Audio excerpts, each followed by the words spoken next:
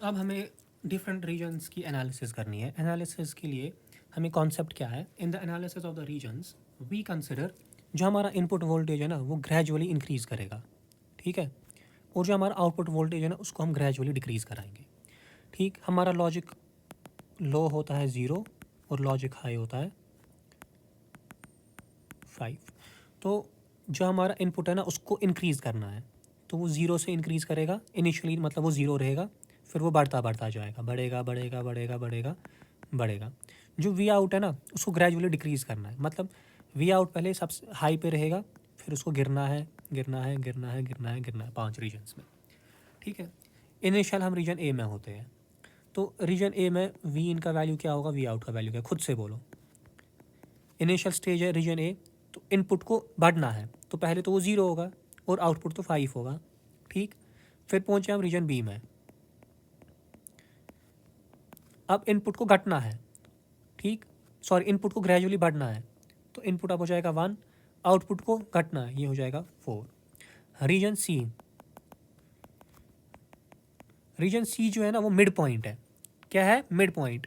0 और 5 का mid point क्या है, 2.5, क्योंकि रीजन सी जो है वो वी डी डी बाई 2 पे लाई करता है, तो इस पर इनपुट तो बढ़ रहा है 1 से 2.5, जो आउटपुट है ना वो घट रहा है, वो घटेगा, वो पहुंचेगा 2.5 से, दोनों सेम रहेंगे। जो रीजन डी है उसमें इनपुट क्या होगा बोलो, 2.5 था, अब इनपुट 4 हो जाएगा और आउटपुट क्या हो जाएगा, इनपुट बढ़ रहा है आउटपुट घट रहा है, ये हो जाएगा 1। फिर रीजन ई में इसको आप 4 मैंने लिया, 4 तुम लोग कुछ भी ले लो, 4.1 4.2 3.1 3.2 हर एक में सेम आएगा। वी आउट क्या आएगा, अब वी आउट ग्रेजुअली इंक्रीजिंग, ये लास्ट रीजन है, तो यहाँ V out maximum, sorry V in, तो यहाँ वी इन अब मैक्सिमम आएगा और जो वी आउट है वो मिनिमम आएगा 0। तो क्या हो रहा है देखो, रीजन 1 में 0 था, 5 पे पहुँचते रीजन 5 पे 5 हो गया, यहाँ 0 था, यहाँ 5 था, यहाँ 0 हो गया। यहाँ देखो वी इन 0 था, फिर 1 हो गया बढ़ गया, फिर 2.5 हो गया बढ़ गया, फिर 4 हो गया बढ़ गया, फिर 5 हो गया बढ़ गया। यहाँ 5 था, फिर 4 हुआ, घटा घटा घटा घटा। बस जिसको ये कॉन्सेप्ट आ गया वो कोई भी चीज़, कोई भी रीजन कैसा भी हो उसकी एनालिसिस कर सकता है। एनालिसिस में दिखाता हूँ, हमने डीसी कैरेक्टरिस्टिक्स ऑफ इन्वर्टर में ये देखा, ये पूरा टेबल हमने बनाना सीखा। ये देखो ये एनमॉस है, इसका गेट ड्रेन, ये सारी इक्वेशंस हमने सीखी। फिर हम कंप्लीट पीआई कैरेक्टरिस्टिक्स भी हमने देखे। फिर इसने बोला करंट सेम है, तो करंट सेम है तो हमने देखा कि ग्राफ हमें ऐसा मिला। फिर बोलता है कि अज्यूम करो क्या वोल्टेज, ये वोल्टेजेस भी सेम है और वी डी एस एन और वी डी एस पी भी सेम है, तो मिल गया हमें ये कैरेक्टरिस्टिक्स। फिर इनके जो ये कॉमन पॉइंट है ना, जब ये मिल गए उसने हमें ये रीजन दिया, तो ये भी हमने पढ़ा। हमने देखा 1 2 3 4 और 5 रीजन्स है, ये वैल्यूज़ भी देखे। ये भी देखा कि ये we T D plus we T P क्यों आता है यहाँ पे, ठीक है। फिर हमने हर एक डिवाइस की ये इक्वेशन ये सब भी देखी। अब हम पहुँच गए रीजन पे। अब हमने ये भी देखा कि हम कैसे वी इन और वी आउट को ग्रेजुअली इंक्रीज और डिक्रीज़ करते हैं। तो अब हम रीजन ए की एनालिसिस करेंगे। रीजन ए में जैसा हमने देखा इनपुट पहले 0 होगा, आउटपुट होगा 5, ठीक है। अब हमें देखना है एन मॉस डिवाइस किस रेंज में आएगा।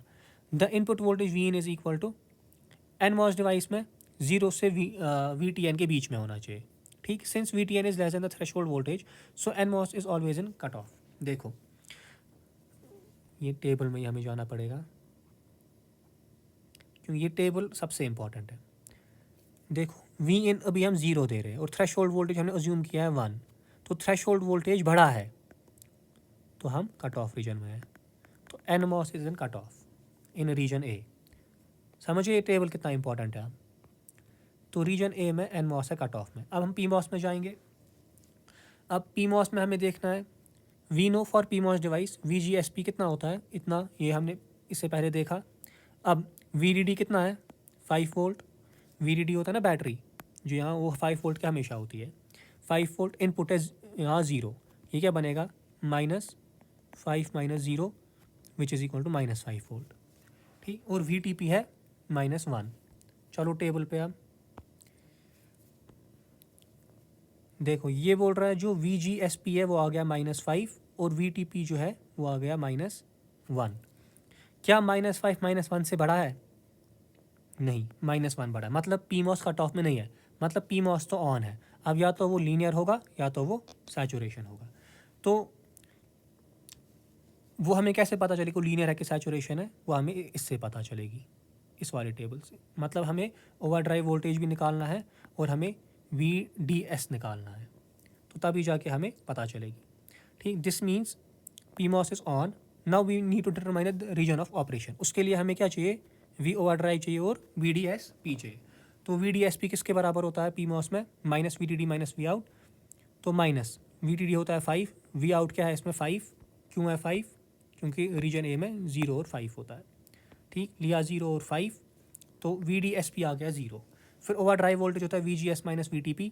VGS का वैल्यू आ गया था, अभी हमने निकाला था यहाँ पे, ये देखो, ये यहाँ पे VGS आ गया था -5, तो यहाँ पुट किया -5 और VTP है -1, तो ओवर ड्राइव वोल्टेज है -5 माइनस ऑफ -1, वो आ गया -5, सॉरी वो हो गया -4।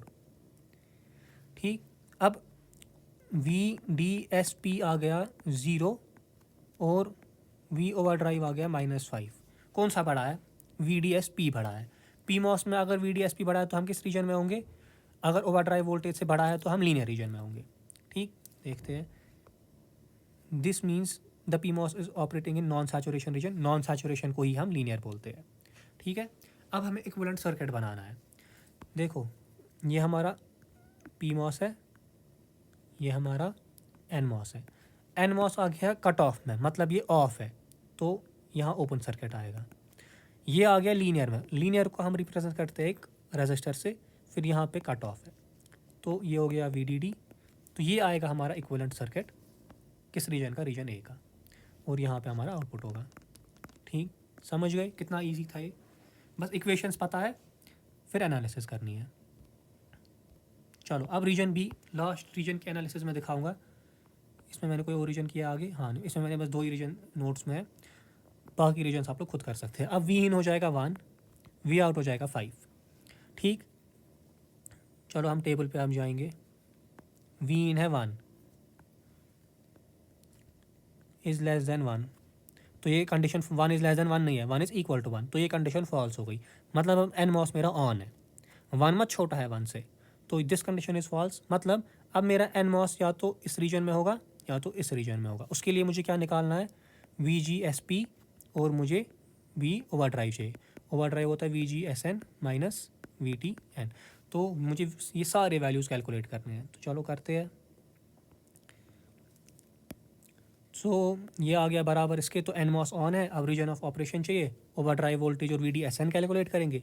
NMOS में VDSN ही V आउट होता है, ऑलरेडी इक्वेशंस पीछे जो हमने डिराइव की वहाँ से, तो VDSN आ गया 5। ठीक है, अब ओवर ड्राइव वोल्टेज क्या आएगा? VGSN होता है V इन अब कितना है यहाँ पे? 1, तो ये बनेगा 1 माइनस VTN भी है 1, 1 माइनस 1 हो गया 0, तो ओवर ड्राइव वोल्टेज आ गया 0। तो VDSN बढ़ा है V ओवर ड्राइव से, मतलब हम किस रीजन में है? NMOS में।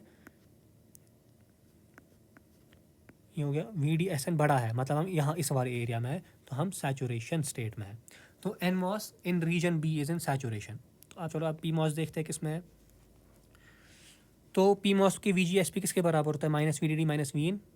VDD है 5, V इन है -1, VDD है 1, तो हो गया 5 माइनस 1 है 4, और माइनस है बाहर तो लग गया -4, और VTP है -1। तो चलो टेबल पे, V इन आ गया -4 इज़ ग्रेटर देन -1। क्या ये कंडीशन सही है? -4 बड़ा है -1 से? बिल्कुल नहीं है। तो मतलब हम या तो लीनियर में है या तो हम सैचुरेशन में है। मतलब अब मुझे फिर से ओवर ड्राइव वोल्टेज इसका भी निकालना है, ओवर ड्राइव वोल्टेज इसका भी ये ना, ओवर ड्राइव वोल्टेज और ये VDSN निकालना है। तो चलो निकालते हैं।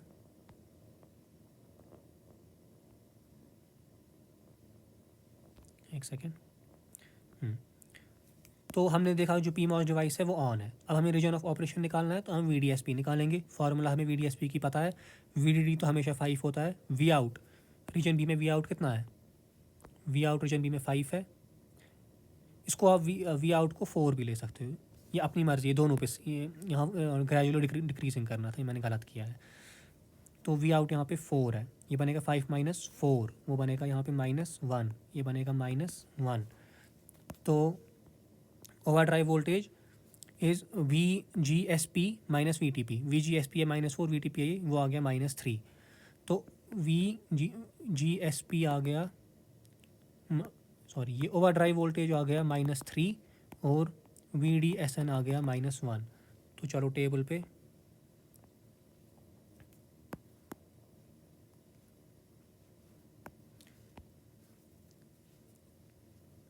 VDSP आ गया -1 और ये ओवरड्राइव वोल्टेज आ गया -3। क्या -1 बड़ा है -3 से? बिल्कुल ये बड़ा है, ये कंडीशन सेटिस्फाई हो रही है। तो मतलब ये कौन सा रीजन है? ये लीनियर रीजन है। तो PMOS जो है वो लीनियर होगा इसमें, रीजन बी में। देखते हैं। सो PMOS is a non saturation और लीनियर स्टेट। तो ज़रा इक्विवेलेंट सर्किट बना हुआ, ये हो गया VDD।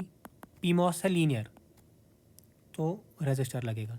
NMOS अब कट ऑफ नहीं है, वो सैचुरेशन है। Saturation is always represented by a current source, ऐसे ये, और ये हो गया वी आउट। ठीक है, तो हमारे रीजन्स हो गए ऐसे। अब ऐसे रीजन सी है, रीजन सी में क्या होगा? वी इन भी 2.5 होगा, वी आउट भी 2.5 होगा। ऐसे ही हम निकालेंगे इस रीजन सी में। मैं बोलता हूँ क्या आएंगे, रीजन सी में दोनों सैचुरेशन में आएंगे।